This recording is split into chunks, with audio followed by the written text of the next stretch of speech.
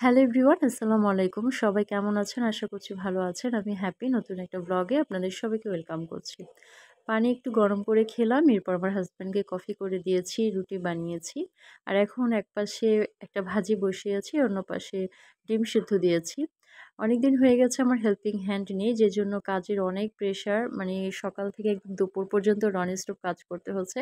তো নাস্তার পর আমার হাসব্যান্ড একটু বাজারে গিয়েছিল। বাজার থেকে আম নিয়ে এসেছে, মাছ নিয়ে এসেছে, ইলিশ মাছ। এটা হচ্ছে হাড়িভাঙ্গা। হাড়িভাঙ্গা আমটা আমি পছন্দ করি। তবে আমার হাসব্যান্ড আম খেতে খুবই পছন্দ করে। আমি হচ্ছে মোটামুটি পছন্দ করি। আর সে হচ্ছে অনেক পছন্দ করে। তো যে মাছটা আজকে রান্না করব সেটা দেখলাম কেটে এনেছে, কাটাকুটির ঝামেলা নেই। এরপর এই যে ফলগুলো গুছিয়ে রাখলাম। এখানে কাঁচা পাকা মিক্সড আছে। কাঁচা বলতে কিছু আছে বেশি পাকা আর কিছু আছে কম পাকা। তো এখন চলে এসেছি কিচেনে। আর আজকে ইলিশ মাছ রান্না করব আলু বেগুন দিয়ে। আলু বেগুন দিয়ে ইলিশ মাছ রান্না করলে আমার কাছে খেতে বেশ মজা লাগে। একটু লবণ, হলুদ আর মরিচ দিয়ে মাছটা কিছুক্ষণ মেখে রাখবো। আর আজকে আমার বাসায় সবজি বলতে তেমন কিছু নেই। মানে বেগুন আছে আর ঢেঁড়স আছে। আর সবজি সব শেষ হয়ে গিয়েছে, আনতে হবে। আমার বাসায় হচ্ছে যখন সবজি আনা হয়, একসাথে অনেক সবজি আনা হয়। কারণ আমরা অনেক সবজি খেতে পছন্দ করি, মানে সবজি খাই। আর আমি যতটুকু না সবজি খাই তার থেকেও বেশি সবজি খায় হচ্ছে আমার হাসব্যান্ড। সে সবজি খেতে অনেক পছন্দ করে।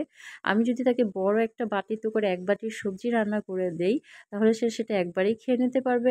অনেকে আছে না যে ১ বাটি সবজি সেটা হয়তোবা অর্ধেকটা খেলো একসময়, রাতে আবার খেলো, সেটা নয়। সে অনেক পছন্দ করে। যাই হোক, হেল্পিং হ্যান্ড তো অনেকদিন হয়ে গেছে নাই। মানে ঈদের সময় যে গ্রামের বাড়িতে গিয়েছে সে এখন পর্যন্ত আসেনি। তো সেটা নিয়ে আমি একটু টেনশনে আছি, একটু আপসেটও বলতে পারেন।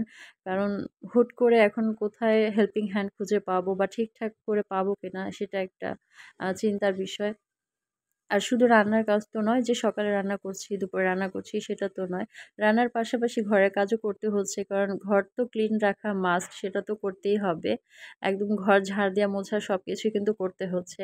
আমার হাসব্যান্ডও আমার সাথে অবশ্যই হেল্প করছে। সে যখনই সময় পাচ্ছে তখনই হেল্প করছে।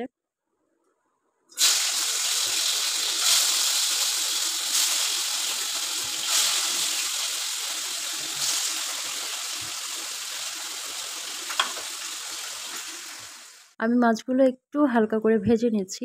আর মাছ ভাজার সময় আমার হঠাৎ করে মনে হলো যে ২ টো মাছ একটু আলাদা করে ভেজে রাখি। ইলিশ মাছ বলে কথা।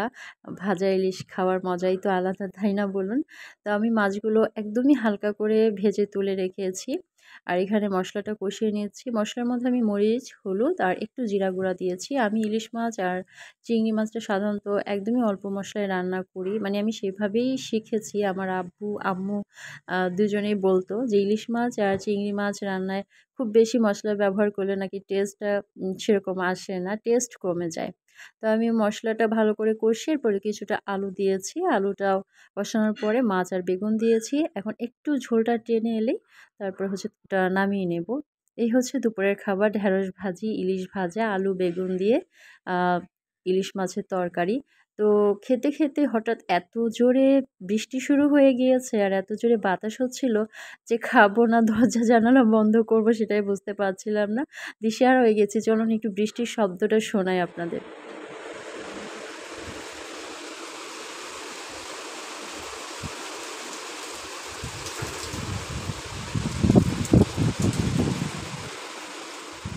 আজকে তো অনেক বৃষ্টি হয়েছে দুপুরে। আর বৃষ্টি এলেই তো মুখরোচক কিছু খেতে ইচ্ছা করে। যদিও এখন বৃষ্টি নেই, এখন প্রায় সন্ধ্যা হয়ে গিয়েছে।